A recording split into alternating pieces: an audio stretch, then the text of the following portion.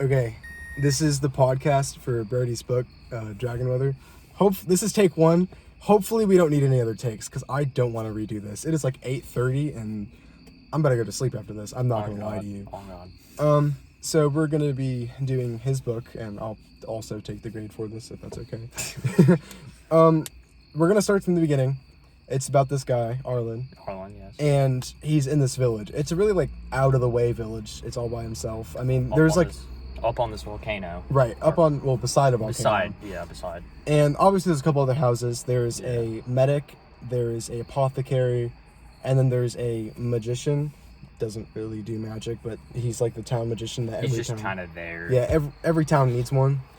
And there's this thing called dragon weather. It's where the sky gets stormy and it gets really humid and it gets really dark. And it's the perfect weather. And extremely hot. Extremely hot. It is the perfect weather for dragons, or so the book says.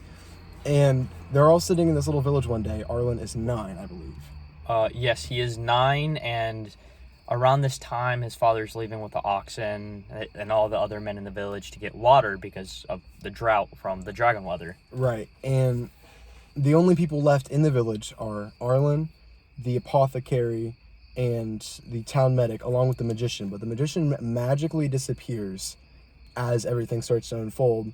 Remember how I said it was dragon weather, name of the book as well. This is when a dragon appears. Yeah. Magically. Great timing. His father also, not his father, his grandfather is telling him stories about the dragons, talking about the weather. His mother brushed him off like it was folklore, which, I mean, it kind of is, but it isn't.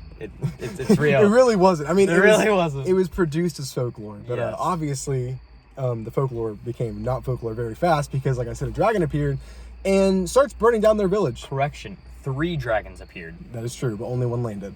Only one landed, and while all the others brought down fire and destroyed the other village. Literally hell and brimstone. Yeah, only one landed, and that one landed at Arlen's house. Arlen was also in what we would call a basement, but it's more so like an underhouse shed for them. And the dragon sees him and tries to blow fire into the house. But the way that the dragons work in this book is that it takes about 10 feet before their acid actually ignites, or their dragon venom. And blowing it in didn't kill Arlen because it couldn't ignite. Only the dragon venom hit him. And where he got really cut up and bruised by getting down into the basement, it mixed with his blood, which is what is called a dragon eye. Yes. And the dragon eyes they're basically humans, but they're meta-humans. Superhuman strength, superhuman reflexes, speed, perception, all the classic superheroes stuff. What actually originally activated it was where he had drank his grandfather's blood that dripped into his mouth. Yeah, his grandfather died and landed on top of him. I completely forgot about that, actually. Yeah, it was a very gruesome part of the book. His grandfather died from the venom, and his grandfather's blood mixed with the dragon venom actually gave him the draconicism, which is the superhuman intelligence. And I'm pretty sure it also makes him smarter. Doesn't it also mean they can, like, see temperature, if I remember right? Oh, wait, no, that's the 3rd book. I haven't gotten that far. That's the 3rd book. But, yeah, it gives you superhuman resistance, extremely long lifespan, and it basically makes you a demigod. Pretty much, yeah. That's demigod of their story. Yeah. So after this happens, this man named, self-proclaimed Lord Dragon, comes into the village and has all these bandits ravage it. Like, almost, it was so fast that it was almost like he knew the dragon was coming. Foreshadowing, he did. So he's taken all this obsidian and all their obsidian, like, which is like not very important resource in their world. Yet he's going to exclusive extents to get it. Foreshadowing, yes. And then the bandits find their basement, storage room, whatever. It's where they keep all their wine, their cheese, a lot of cheese. Insane amount of cheese. Yes. Doesn't it say the walls were covered in cheese? And yes. The only difference that wasn't cheese was like the corner of the building where it was just like a bunch of wine. Yeah. Literally just cheese. Imagine like a ton of cheese. Like a very small cellar, and it's just cheese. It's basically just cheese. Green Bay Packer fan level cheese. So he's in there, he's thinking, I think I'll be able to survive for a couple weeks, which, I mean, that's absurd, only a couple weeks. I guess it's because of how little wine he had. But then the bandits find him. He's yelling, talking to the bandits. They ask how many people are down there. He says 2. He said, how many are alive? He says, just me. His grandpa's dead. Very dead. Very dead. Okay, I want to go into this for a second. When we say his grandpa's dead, we don't just mean like he just like died, like perfect condition. I want you to think like all of his skin is melted off. His blood is gushing everywhere. Like, you gotta think, just imagine all your skin just instantaneously like evaporates. It's literally just bone. It is just bone muscle, organs. Like, neck down, you got some organs, you got some bone, but the face is just a skull. It was so bad that the writer went to the lengths to talk about how the fact that Arlen was basically laying in like a puddle that big of blood. Like, it was to him laying on his back, the blood went up to like the top of his head. It was bad. But so the bandits talk to Lord Dragon. Lord Dragon tells them to get the kid out of there. Well, once Arlen gets out of there, they find out they plan on selling him into slavery. This is where the fun part is. This is where the fun part begins. I bet you didn't think we'd get into slavery, but you know what? Every book I've ever read talks about slavery, so let's just do this. Yeah, he's a slave. Yeah. He gets brought into this mines away. All the old people die around him. He had one really good friend. What was his name? Hathret? Hathren. He gets all these like purple stones, amethyst like, but it is amethyst. It is amethyst. In the land of man, it is worthless. Just pretty rocks. So Arlen was foreshadowing. Arlen was very confused why he kept these, but Hathren kept on telling him stories about his homeland, how he was an ambassador from this land way far off, beyond the land of man, the land of magic. No one else believed him because all the trade routes and all the routes to the land of magic have been long cut off. I'll give a little more depth to the mine. Think about it like this. You're in a mine, you're a slave, you're beaten and bruised, like you're in terrible condition, but Arlen's muscles were growing rapidly because you gotta think you're mining 24 hours a day, you're getting like 2 hours of sleep tops. And all these people who are also slaves that you're becoming friends with are all very old. And they die. I mean, you gotta think, these are like his best friends. These are the only people he can beat. Wasn't he in the mine for 2 years? No, way longer. He went in there when he was 9, he came out around when he was 17. Yeah, okay, I completely forgot about that, but yes, like 8 years is closer. Yeah. All these people who are his friends die all the time. You gotta think there's like maybe 80 people there. When he left, there was like, what, 20? Well, there was new people coming, but there was, I believe there was no one there left from when he originally got there. Yeah. I believe it said something like that. Yeah, and then, so Hathren is this old, decrepit man who's been mining his whole life. And so when you were mining, you had to give the company that you're a slave for all the silver, all the iron, basically all the metals. But the gems, you can keep those. In case someday you get freed, news alert, you're not getting out of the slave mines. They just didn't want the pretty rocks. And Hathren collected all of the pretty rocks, and he would or the gems, I guess, and he would sort them in his little cabin room, and he made it very clear that the one he went after the most was amethyst. And all the other slaves would give him the amethyst because it was worthless. I mean, it's just a purple rock. That's basically all it was. Yeah. But he made it very clear to Arlen specifically that where he came from, these pretty rocks are the most valuable thing, because in the world of magic, amethyst doesn't exist. There isn't enough pressure, there's enough heat. It's a lot colder environment. It's more like it'd be always fall or maybe early spring. So it's a very cold environment, so obviously amethyst doesn't grow over time because you have to have a very hot environment. Dragon weather environment would be perfect for it. Exactly. And so when Hathren died, he had a fever. Arlen took care of him as he was dying. He died. Hathren gave him his pretty rocks as a keepsake. So eventually, just to time skip, we get to the point where everyone's different. None of his old friends are there. But what was the one manager's name? The overseer. When he was fleeing the slave camp? Yes, the one that killed. It was just the overseer. He didn't have a name. Well, no, one did, one didn't. Oh yeah, there was the one that didn't, and then there was I want to say Raya. Overseer Rhea. Ray. His name was Ray. I can't remember what his I think it was like Bloody Whip was his name amongst the miners. Yeah. Something along those lines.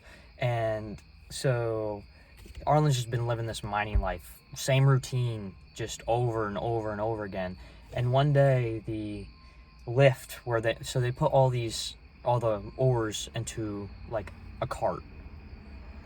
And then it goes into the funnel thing, and then it's just like big metal box pretty much.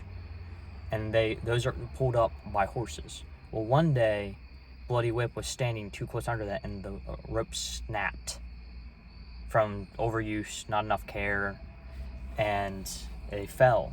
And as Arlen was seeing this, like some of the rocks came and hit him, and he was on the ground, and more were coming. Arlen went in, pulled him out, saving him, saving the man all the miners have despised, all the miners were beat from. Out of pure instinct, no second thought. So he saves him, becomes an outcast among all the miners. All the miners hate him, except for I can't think of his name, but one didn't really hate him, but didn't necessarily like him. Still give him his food and stuff. Now this is really important in my opinion. The Overseer wasn't necessarily a bad person. Not at all. You got to think back in this region and era, slavery is entirely normal. I mean, it's ostracized, but it's still normal. And this Overseer is also a slave. Obviously, an Overseer doesn't feel or sound like a slave because they're thinking, oh, he's above the slaves. No, he was also in slavery, but his job was different from the regular slaves. His job was to keep the slaves there so that he may one day be free. So he didn't want to do it. But I'll be real. If it comes down to me or like 40 other slaves, I'm kicking them. Yeah. I'm kicking them down. I'm getting out. I got to see my wife. I mean, he gets to see his family. He gets to live a better life. But it's just a bad scenario to be in, honestly. Yeah, it's not great. It's not great. But Arlen saves him, and after all the other miners are like pretty much just trying to kill him. One night they lit his bed on fire. They were trying to kill him for saving this man that had been tormenting them for so long. And so one night, Bloody Whip came to him in the midst of the night and grabbed him and said, "You're coming with me." Arlen immediately thought the worst. He thought he was going to get a whipping for saving him, for putting his hands on him. But no, Bloody Whip, once he got into the big area where they loaded it, he pretty much explained without explaining that he was going to set him free. He couldn't live on knowing that someone he's been beating saved his life. And he did nothing about it. So him and his brother orchestrated a escape. So he escapes, and his brother kind of just is a guard. His brother's one of the guards. He just turns a blind eye. He's like, I'm gonna go use the bathroom. Conveniently when Arlen's making his escape. So then Arlen travels, just getting as far away as he can, as much distance. Eventually, he gets to the point where he starts seeing houses. He'll go into their sheds, take any clothes, because he doesn't want to be seen in slave attire. Rags, because that's just a dead giveaway. But at this point in his life, he has a beard to like here. And he's like 17. Well, they made it very clear to point out that being a Dragonborn, or a Draconicist, has a couple advantages and disadvantages. You age extremely fast, but not in like the human sense of aging. Like, you'll go from being like 10 to 30 in 10 years, and then you'll stay at 30 until you're like 400. Yeah, it's very weird. So if you're already, it's really hard to explain. So basically, if you're already old, there'll be a shorter time where you accelerate growth, accelerate age, and then level out.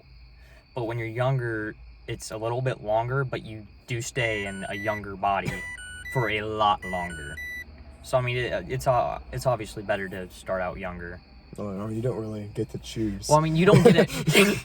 Well, I mean, I guess some people do. You could ingest the dragon venom, which we will get to later. Yeah, but like overall, usually it's an accident because you can't really contain dragon venom. Have fun 1v1ing a dragon. I mean, foreshadowing. Yeah, foreshadowing. Especially the 1v1 part. But So Arlen's just pretty much just stealing to survive. Like, he's just going from village to village, from farm to farm, just stealing. And eventually he gets to this brothel. He gets to this brothel and he sees this beautiful, half-dressed lady. She's half of something, I'll tell you that. God, that's awful. Okay, I'm gonna get the elephant out of the room. She doesn't have hands or feet. No, she had hands. Oh, you are correct. Sorry, she had half of her fingers on her left hand cut off as like a how do I say this without swearing? As a memento of failure. Basically, she was a slave and forced to be a whore to survive. So they cut off her feet to make sure she couldn't run away. Yeah. That's not gruesome at all. Not at all. Completely normal. I mean, for this time, yeah, but... And she is out on this, banister, basically. And she's gorgeous. She's one of the most beautiful people Arlen has ever seen. He hasn't seen many people. Really only his mother. So he's, not fantasizing, that's not a good word, but, oh my gosh, she's, gorgeous. So he's trying to, go up to her. And he literally climbs the banister, which... Well, before that, he got invited in. Yeah. She invited him in. But he doesn't really, understand that he has the strength of a forklift. Doesn't know that yet. I mean, he knows because he realizes that he could just throw himself and, jump up to, this banister. It's, 3 stories high, but, Yeah. He doesn't realize that's not normal. Like I said, he's been mining his entire life. Yeah, the most recent experience he had with, the outside world, he was 9. Getting destroyed, absolutely... having his house absolutely demolished by a dragon. Right, you don't understand anatomy. You're just thinking, I jump high. Yeah, got hops, 50 introvert. I could just casually move a tow truck with my hands, but, to him it was normal. He didn't really understand. And it's kind of, weird to think about that it makes, the book makes sure to say, his opposing strength, that he would just jump up to this seal and not even think twice about the fact that I'm literally Jesus Christ incarnate. But yeah, then he goes in and they do the deed. Yeah, but the hard part of the book to talk about, basically. Yeah. So then she sees something off, and eventually the subject that he used to be a slave got brought up, and she's like, "Samey." Except I'm still a slave. Yeah. So she basically introduces him to all the other slaves. They were forced to be whores. I mean, yeah, but so no, not all of them were slaves. They weren't? Not all of them. Oh, I thought they were. No, remember Rose was not. Rosa and Marley were not slaves. The other 4 were. Damn. Actually, the one in the attic that you see at the very end of the brothel part wasn't a slave. Oh. She was there on her own volition. Oh. Just wanted the money. Most of them were slaves. The important ones were slaves. Yes, except for Rose. She was foreshadowing, very important. So they pretty much hide him, but they make him look more presentable, less slave-like. Less like, I've been in a mine for over half of my life, So they do that for him, and it gets to winter, and they convince him to stay. Which was probably the worst decision they made. The worst. The last. So yeah, they're doing that, and then the manager of the brothel was like, "Hey, our women are eating more, drinking more, but they're getting skinnier. Something's not right." So then she has a light bulb moment and is like, "They're hiding someone." So she immediately just goes straight to Rose's room, because that's where the attic is. That's really the only place you can hide someone, because the closets are designed for some specific customers and get use.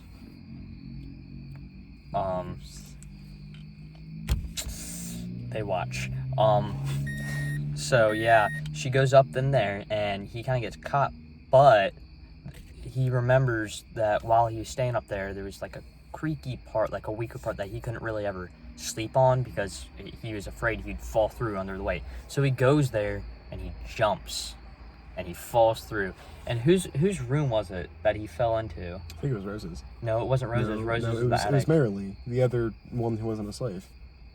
Man, I don't think it was No, I think it was Marilee, and then he went to a different room and jumped out the window. Yeah, because he landed in Marilee's room, and then the owner saw him jump through and yelled at him, and then he ran to one of the other slaves' rooms that I don't think got named. Was it Precious? No, they all got named. Was it Precious? Maybe, but then he dove out the window. Yeah, he dove out the window. Mind you, he dove out of a 3-story window.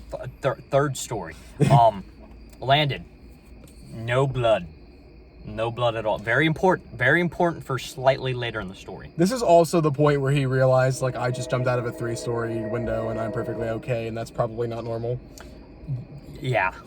This is his first realization that I'm a bit stronger than I think I am. Mm-hmm. I'm a tank. Absolute unit.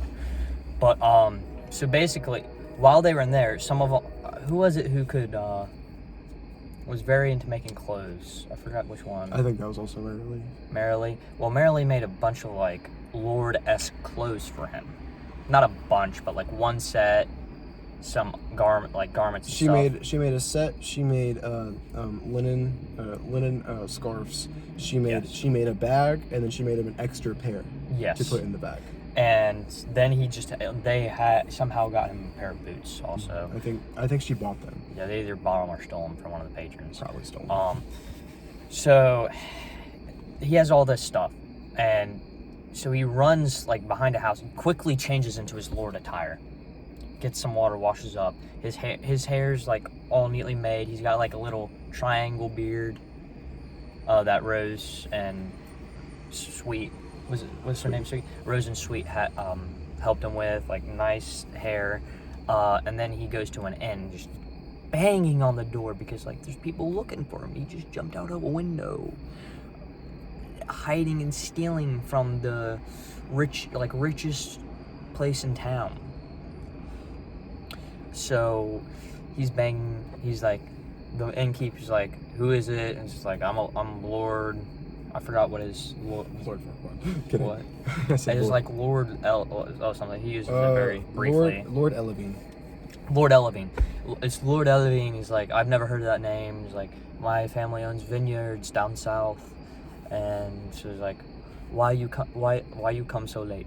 And he's like, my horse threw me off. I lost a boot, like in the mud. Like I have money, I just don't have anything else because my horse left me. And the innkeeper is very hesitant to let him, but eventually he did because of money. Also, a big reason he let him in is because if you're a lord and someone like tells you no, yeah, you can basically just say, okay, off with his head. Yeah. Think about like medieval Britain, where like if you have any power, land, or ownership, you can just go tell someone to kill themselves, and they kind of have to. Or their family suffers by being killed. But yeah, he lets him in, and then a guard comes up to him, pretty much just telling him what he already knew, that a guy jumped out of the brothel, and asked if he's seen anything. And he's like, yeah, I saw a man with a broken nose, like it looked like he was bleeding. He had a big beard, like kind of scrawny, like not very well fed, running that way. Horrible clothes, all raggedy, running that way. And I'm in here. Quick thing that is really funny about this, the guy who owned the inn immediately realized what was going on, but the reason he let the other one astray is because they were opposing companies, basically, because there's an inn and there's a brothel, and obviously you could say they're not at the brothel. So him being an innkeeper was like, well, you take half my customers. So I realized that this guy is probably not in a good situation, but I don't like you, so the guy went that way. Yeah, I saw him too. Yeah. I just think it's really funny because it's not very long or prolonged, but Arlen and this innkeeper had a small friendship. It wasn't long. It was just like, I think 2 nights, I believe. Yeah. But it was enough to where it was kind of funny as to the reason they became friends. Very funny. But eventually the manager of the brothel, who Arlen saw but she didn't get a good look at him, came to the inn to question him. And like, she's not a lord or anything, so this is very ballsy. Questioning a lord. So she comes by and is like, hey, did you see anything? He's like, I told everything I know. Arlen said, I told everything I know to the guard. He's like, I was just making sure you didn't forget anything. He's like, this is very offensive. I told everything to the guard and you're doubting me? She says, well, you said that he had a bloody nose, but there's no blood there. And then Arlen took aback because he felt something against his calf, and thought it drew blood. It didn't. And he was just like thinking. He's like, I did say he had a big beard, so it might have gotten all caught up in his beard. He could have trapped it in his shirt. Good, very quick thinking. And then she kind of let it go because Arlen was starting to use a more agitated voice, and obviously he could have her beheaded. Well, if he was a real lord. She thought he could have her beheaded. She thought she kind of did get beheaded. Yeah, just a little bit. Yeah, long story short, everyone thought he was a lord. He did really good. I mean, he didn't really like act like a lord, really. He was just kind of like his own little thing, but everyone's like, yep, he's a lord. Look at his clothes. So, she goes to the guard and she's like, oh, I think he's lying. And the guard's like, that's a lord. And she's like, well, I don't care. He's lying. And the guard's like, well, you're being beheaded now. Well, no, that's not what got her killed. What got her killed was Lord Dragon from earlier. Oh, you're right. I forgot. The guard beheaded some homeless guy that they thought was Arlen, right? Yeah. So, this is skipping a little bit, but it's same city's relevance. So, Lord Dragon, what's his name? Lord Enzel? Enzel, yeah. So, we now know is Lord Enzel, came and kind of had to burn the brothel because, well, in the brothel you get drunk, you get tipsy, you have a good time, you let some things slip since you got loose lips, and if someone was there hiding and escaped and didn't get caught, that's kind of scary. No one would want to go there because, their secrets are being told. As was it Quran? Lord Quran? No, not Quran. The dude with the sour wine gold barrel. Lord Dooge. Dooge? It might have been Dooge. No, you're thinking of Lord Mawa, but Mawa doesn't appear until towards the end. But it was Lord Dooge with the golden barrel, I believe. Dooge. So basically, Rose told Arlen about Lord Dooge's sourdough gold barrel and this. I think it was like I don't remember the tavern's name, but I'm pulling up a PDF. I have the PDF saved. So she tells him about this just in case he ever needs money, he needs to go there, which kind of validates the reason why they burnt down the place, like entirely. Yeah. But Lord Enzel burns down the place. The manager of the brothel's throat was slit because was incompetent. Very. Yeah, and so then Lord Enzel, Lord Dooge, and a couple other lords who had even stakes in it, all took 2 of the slaves and left to do whatever they wanted to do. Guess who got Arlen's girl? Lord Enzel. That was a very fun arc. Arlen heads to the tavern to get the gold because obviously he's dirt broke and he's posing as a lord. I think you can see where the problems arise. So he goes there, gives a girl a gold coin, which is a lot. Gives a girl a gold coin to start a distraction. Goes in there, poses at Lord Dooge's nephew, and he goes there and inspects everything. He told the barkeep that he was sent here to make sure everything was safe because a recent incident at the brothel. She was like kind of offended, but like kind of made sense. So she took him down there, took him to the special wine room, looked around, didn't find the sour wine barrel, but then she locked it, and then the distraction came, so she had to go, and he kind of convinced her just to go because, like, what can I steal? I can't steal a barrel of wine and walk out with all the waiters and stuff. Like, how unrealistic is that? And this is all cheap wine and ale. She's like, that makes sense. So she left, and Arlen went searching around, and then he found the sour wine thing. Unlike all the others, it looked like it was nailed shut multiple times, which with wine kind of can't do, because if you take it off, all the wine would come out. And he kind of shakes it, and instead of a sloshing sound, he heard more of a clanging. That's when he knew he'd struck gold. Literally and figuratively. Yeah. So he uses like the chisels and stuff that they used to make the holes in the wine so to pour it, and then they'd usually put a cork back in it to take the thing off, and the bottom of the barrel, or it was either the bottom or the top. And then he just starts filling his socks. Like, he had a couple extra pair of socks. He filled those, put them in a shirt, getting as much gold coin as he possibly could, and left. He got quite a bit of gold. He got a lot of gold. He still left a good bit of it, but he got a lot of gold. Let's just say in modern times, the amount of gold he got would be worth like 400 grand. Yeah. Minimum. And now going back to a part we kind of glanced over is our man Black. Probably one of my favorite characters. Really? Not the favorite, one of the. I like Lord Dragon. Like the story. Like this Lord Dragon, yes, but there's so many Lord Dragons. Lord Enzel, the original. Yes, the original. Well, not the original, but the most known. Yes, I also like Lord Enzel. He's probably like my third. Arlen is my favorite. Fair enough. Fair enough. I was kind of excluding him. Excluding him, mine's probably. Mine might be the old guy in the mines, actually. He's probably I mean, he sets up like the rest of the story. Excluding Arlen, he's probably my third favorite. Black's my fourth, and Zell is my second. I don't really know who my first would be. I'm trying to think. Who would my favorite be? Gross. Sweet.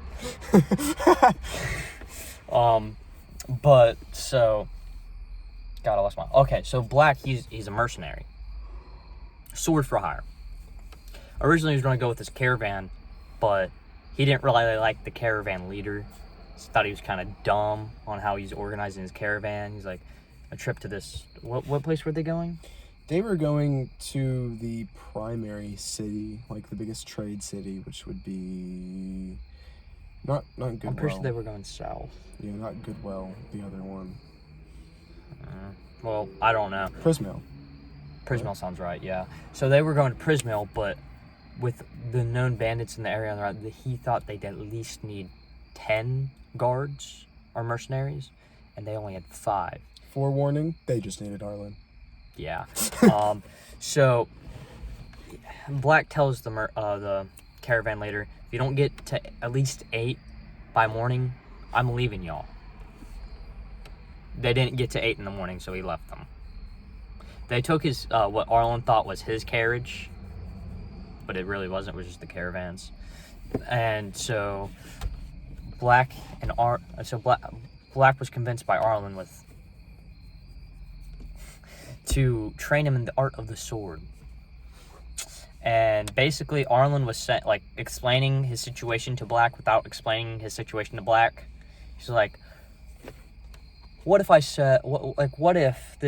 a man went into this bar and went down into the cellar and got a lot of gold? What would you say about that? And he's like, what if, and then Black would be like, what if this man also possibly was once a slave? And Black really quickly got the dots together. Like, second line of that, he knew. He's like... And then his response was basically, well, what if this slave who had gold wanted to learn how to fight with a sword? Yeah. Because obviously he didn't want to say it, but he was like, what if this slave with gold wanted to learn how to use a sword? Just to go on caravans and get more gold to continue learning about the sword. And Arlen's like, in this situation, that would be quite enticing for the man. I think this former slave should accept that offer. And so basically they went to the main capital. After that, got Arlen some equipment. I think Black got like a new leather tunic or something.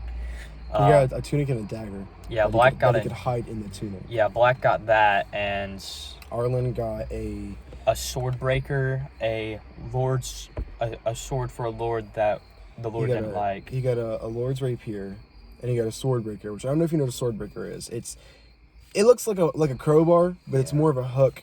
And what you do is you have it in your left with your main sword in your right. And it's very inconvenient because I know it's overplayed in movies, like the one-handed sword doesn't really exist. Yeah. Most swords, you use both hands. So what you would do is, to start a fight, you'd have your main sword in your right hand and your sword breaker in the other. And you would keep your sword, more so as just for defense, and you'll use that hook and you'll grab the opponent's sword and you'll snap and it'll break the sword off. Which is just basically an instant win, because how is the guy supposed to fight you? With a broken sword. With a broken sword when... Well, Arlen did it. Well, I mean, yeah, but that's different. Well, that's the fight with Lord Dragon, or Lord Ansel. Under different circumstances. Like, plunged into his throat. Yeah. Sorry, I don't want to get too far ahead. But, so, yeah, he got these things because, well, Black was just telling him he needed it. And he at this point, He did need it. He did need it. He did very much need it. At this point, I'm pretty sure Arlen had full faith in Black. Black, I don't think he fully trusted him yet. No, he did. He did? So, he didn't want to. But I don't know if you remember, being a Dragonborn, you have this... charismatic trait.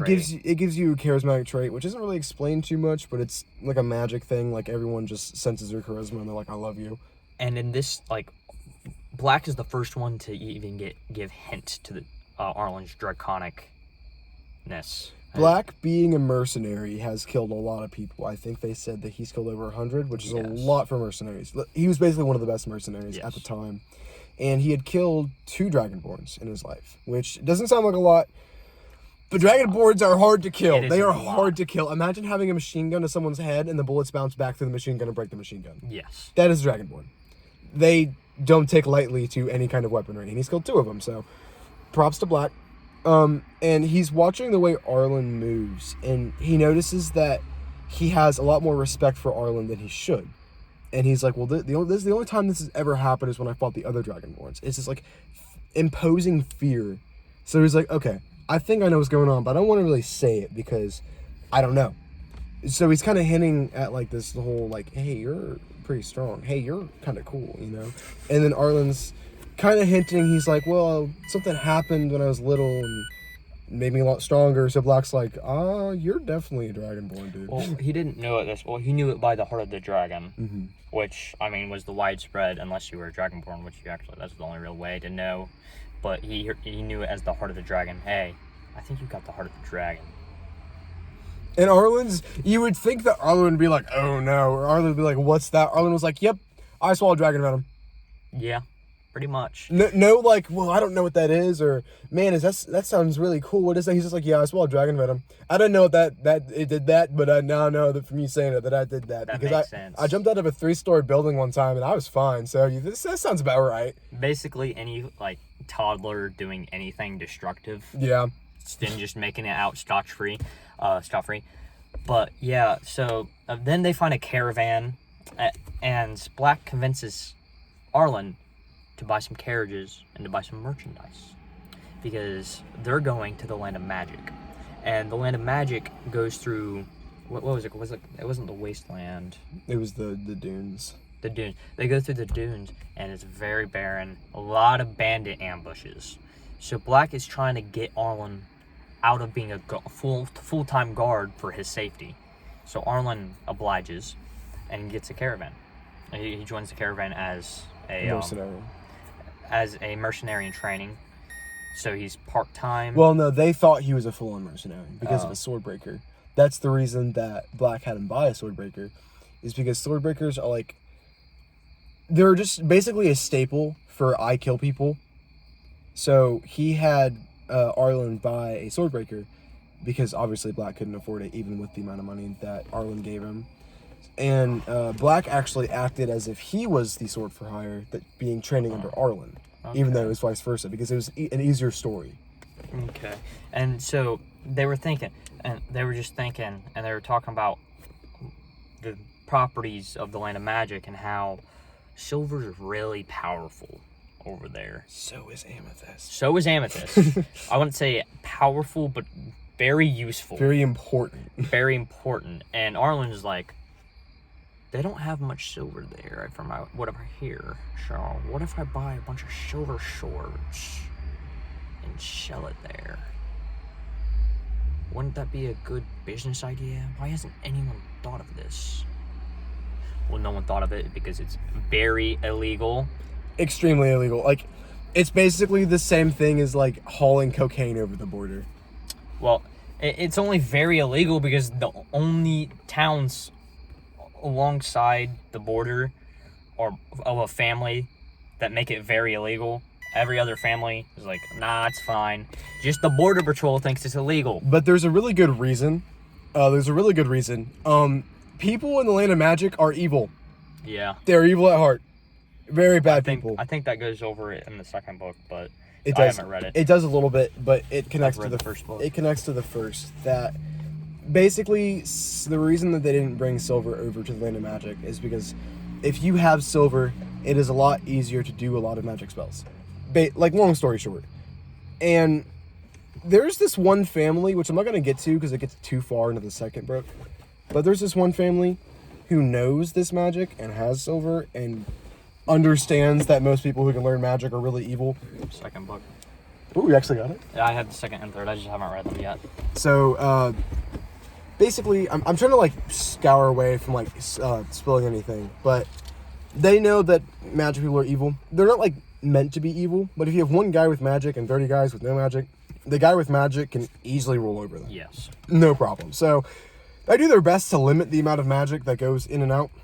Also, just on the side, the magic in the Land of Magic is vastly different from the magic in the magic in the Land of Man. Vastly. The magician that we mentioned earlier, for reference, what they could do in the Land of Man is he could basically light a spark from his hand. Light a spark, I mean, he could set barriers by barriers. That means just if anyone crosses it, it alerts you. Mm-hmm. But he probably couldn't do that because that's what it is. It's sorcery, and then there's sorcerers, and then there's magicians. Land of Man is sorcerers. Land of Magic is magicians. Vice versa. Vice versa? Okay, it's one of the ways. Magicians is in the Land of Man. But yeah, so for reference, you could, like, in the Land of Man, like, the most powerful magicians could, like, maybe set up, like, a circle that alerts them if someone walks in, or, like, spark their hands. Which, the circle, that's a very, very useful thing. It's definitely useful, don't get me wrong. Just, there's not very much versatility. Then you get to the Land of Magic where you can just, like, summon a sun. Or a demon. Yeah. That happens twice, actually. That happened. You could summon demons. You could, like, summon a giant, like, meteor in front of you. To be fair, the first time it occurred, the demon was fake. Yeah.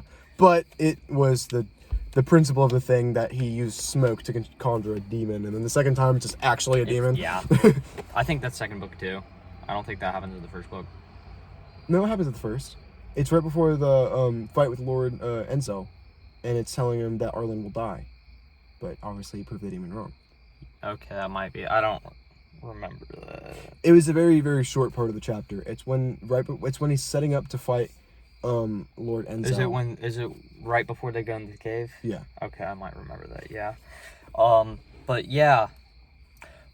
Now let's skip 3/4 of the book back. Okay, so Arlen joins the caravan, and he's going through on the stops and on the way to the Land of Magic. He can't really sell anything because he put it all on green. Put it all on green. So he kind of can't sell anything until he gets to the Land of Magic, because silver blades aren't very valuable in the Land of Man. Like, it's a very common resource. It'd be like buying a pocket knife at a garage sale. Yeah, he'd lose a lot of money. He did have other, like, oils and stuff just so he could get by. He bought honey, he bought swords, he bought spices, which doesn't really go into what spices, but obviously it's just like I thought he got the spices from the one caravan member who died early. I think he did. Yeah, I think you're right. Because there was a spice trader that joined them.